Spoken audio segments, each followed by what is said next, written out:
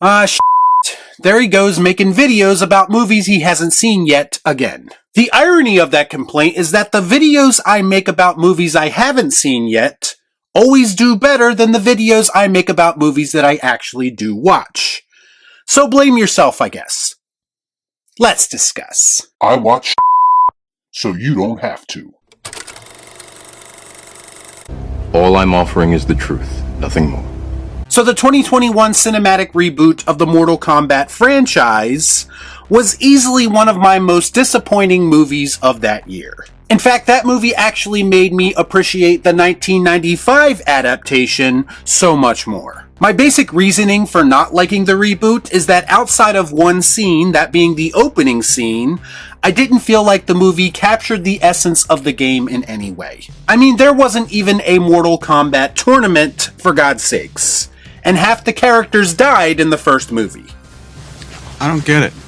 Plus, we had the whole Cole fiasco, and I can't for the life of me understand why you would make up a character to focus on when you have such a rich history of characters to choose from. But Hollywood gonna Hollywood, I suppose, when it comes to video game adaptations, and this, my friends, is exactly why most of those movies suck. When it comes right down to it, I think sometimes they actually overthink these video game adaptations, if you can believe it. I mean, the games are popular for a reason, and I do understand that certain liberties need to be taken in order to make everything a bit more cinematically pleasing. But it should not come at the expense of the overall tone and feel that made people fall in love with this franchise in the first place. I believe that the people that were involved with making that film heard a lot of the complaints, or they at the very least acknowledged the somewhat mixed reaction, and have every intention of fixing these problems in the sequel.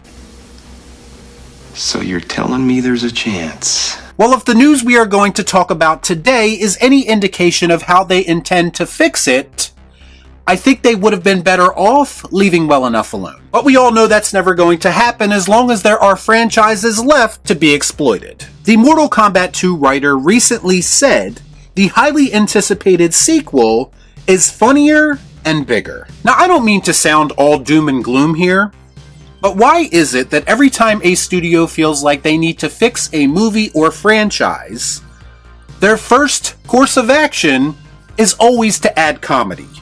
Basically to make it lighter. Remember, WB, who is producing the Mortal Kombat sequel, by the way, took the very same approach when they got cold feet during the early days of the DCEU. And that's how we ended up with the abomination that is the Justice League. Hello, darkness, my old friend.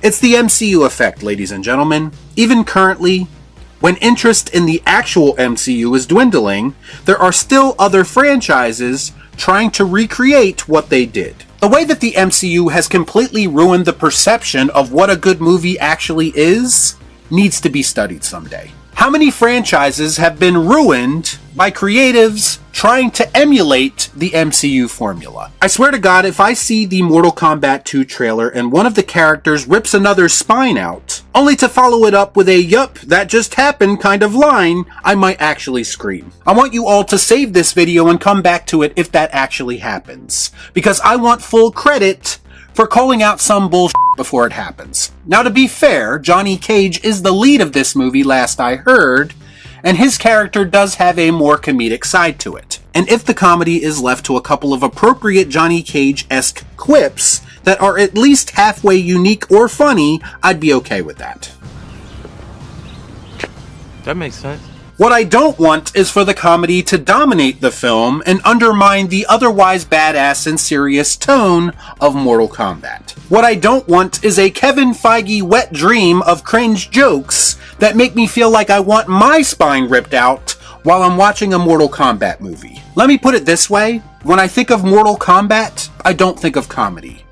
And even more so, I certainly don't think more comedy would have helped me enjoy the first movie. And before anyone accuses me of jumping the gun, why don't you wait for the movie to come out? Why are you comparing it to Marvel? You're just a hater. Well, just recently, the writer of Mortal Kombat 2 also said, early reactions to the film compare it to Avengers Endgame. If what you mean by that is that it has a somewhat serious tone for the first half hour, only to turn into a half-baked and lazy time travel movie that culminates in the most obvious use of cameo porn ever put on film, then no, I'm not interested in that. Boo this man! If by comparing it to Endgame you just mean that Mortal Kombat 2 is going to be a bigger movie, then I don't know that I'm interested in that either. Bigger doesn't always necessarily mean better when it comes to movies. In fact, in most cases, it's the exact opposite. I think you tried a bit more of a grounded approach with the first movie, and it didn't live up to the hype. So what makes you think you can handle a film the scale of Avengers Endgame? Hell, Marvel couldn't even handle that scale once they got to Endgame, and they were making movies like this all the time leading up to it. Not to mention, you already know that I can't stand when people try to compare upcoming movies to beloved movies of the past. It always sounds so desperate. Stop it! The truth is that I don't want a Mortal Kombat movie to remind me of Avengers Endgame in any way. I don't want a Mortal Kombat movie to remind me of anything other than what it was like to play the video games. I mean, are we really at the point where Avengers Endgame is what other movies are aspiring to be creatively? It actually has me missing the reactions that desperately compare everything to The Dark Knight. Now, someone will respond to this and say, well, Avengers Endgame is like the biggest movie of all time financially, so why wouldn't another movie want to be that? And I'll respond to that person and say that Avengers Endgame is arguably one of the most overrated movies of all time. Does anyone really remember anything about Avengers Endgame outside of the final battle? Because I don't. I think a Mortal Kombat movie would be a lot better suited to take inspiration from and be compared to, I don't know, the game that it's actually based on. Comparisons to the MCU in any way is a surefire way to make me even less excited for a Mortal Kombat sequel than I already was. Y'all be cool. Nah.